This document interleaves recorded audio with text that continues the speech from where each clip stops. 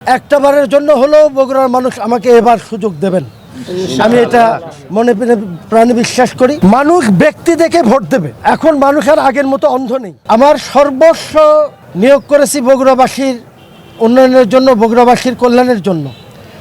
আমি পেশাগতভাবে আরও ভালো পেশায় যেতে পারতাম, রাজনীতি করেছি শুধুমাত্র বগুড়ার মানুষের কল্যাণের জন্য।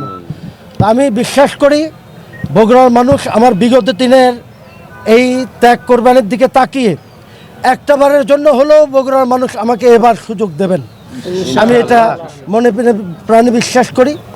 গত নির্বাচনে আমার জন্য একটা বাড়তি ছিল যে তারেক সাহেব তো আসলে একটা দলের প্রধান, তার সাথে লড়াই করাটা আসলে বড় ধরনের একটা লড়াই ছিল। তারপরেও যে পরিমাণ ভোট পেয়েছে, জনগণ যেভাবে ভোট দিয়েছেন, আমি তাদের প্রতি সন্তুষ্ট এবং তাদের কল্যাণ কামনা করি।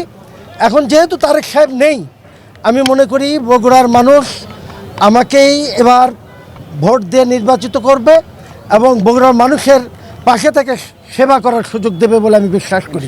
মানুষ ব্যক্তি দেখে ভোট দেবে। এখানে এখন মানুষ আর আগের মতো অন্ধ নেই।